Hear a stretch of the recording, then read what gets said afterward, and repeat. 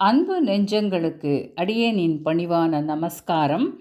இப்போதுள்ள அவசர யுகத்தில் விரதம் அப்படிங்கிற விஷயமே இக்கால இளம் தலைமுறையினர் அறியவே மாட்டார்கள். காரணம், அவங்க லைஃப் ஸ்டைல் அப்படி. ஆனால் இன்றளவும் 4 மாதங்கள் தொடர்ச்சியாக ஒரு விரதத்தை அனுஷ்டிக்கிறார்கள். யார் அவர்கள்? சொல்கிறேன். அதுக்கு முன்னாடி சேனலை லைக், சப்ஸ்கிரைப் பண்ணிடுங்க. அவங்க இந்தியாவில் இருக்கும் வட மாநில பெண்கள் தான். இந்த விரதத்திற்கு பேர் என்ன தெரியுமா? ரங்கோலி விரதம். அட, இதென்ன புதுசாக இருக்கே? ஆமாங்க, இதற்கு அஃபீஷியல் நேம் ஒன்று இருக்குது. அது கோபத்ம விரதம். வித்தியாசமாக இருக்குல்ல?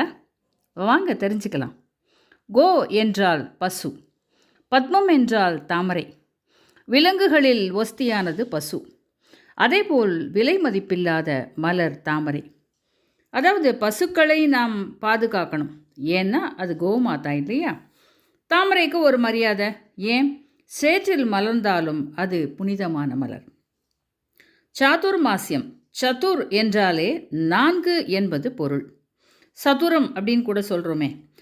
இந்த ஆனி ஆடி மாத சுக்லபக்ஷ ஏகாதசி அன்று தொடங்கி 4 மாதங்கள் இது நீடிக்கும். இது சாதுர்மாசிய விரதத்தின் ஒரு பகுதியாகும். இந்த விரதம் பிறந்ததற்கு எப்படியும் ஒரு காரணம் இருக்கும்ல? இருக்கு. தேவலோக ஆஸ்தான நடனமணி ரம்பா அன்று அற்புதமாக நடனமாடி கொண்டிருந்தாள். எல்லோரும் தன்னை மறந்து அதில் லயித்து போக, சட்டென்று வாசித்து கொண்டிருந்த மத்தளத்தின் தோல் அருந்து மத்தளம் உடைந்து விட்டது. இதனால் என்ன, சரி செய்து விட்டால் போகிறது என்று ஜென்சி சூ கொட்டுவதும் கேட்கிறது. ஆனால் இதை சரி செய்ய சில வழிமுறைகளை அனுசரிக்க வேண்டுமா? ஏன்னா தேவலோகவாத்தியமாச்சே. தேவேந்திரன் சொல்கிறான் பாருங்க. யாரங்கே ஆன்மீகத்தில் ஊறி போனவர்கள், ஆனால் விரதங்களை சரியாக கடைப்பிடிக்காதவர்கள், அவங்க தோலை உரித்து மத்தளத்தை சரி செய்யுங்கள் என்று உத்தரவு பிறப்பிக்கிறான். உடனே ஒரு டீம் கிளம்பி பூலோகத்துக்கு வர்றாங்க.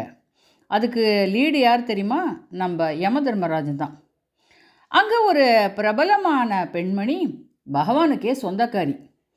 அவள் விரதங்களை சரியாக கடைப்பிடிக்கவில்லை என்று தெரிய வர ரிப்போர்ட்டு இந்திரனுக்கு செல்ல, யாராக இருந்தால் என்ன, விரதம் அனுஷ்டிக்கவில்லை என்றால் தோலை உரிச்சிடுங்க என்கிறான். அப்புறம் நடந்தது என்ன? அந்த ஐகானிக் பெண்மணி யார்? அவள் தோலை உரித்தார்களா? காத்திருங்கள் நேயர்களே, அடுத்த பதிவில். நன்றி, வணக்கம். மீண்டும் சந்திப்போம்.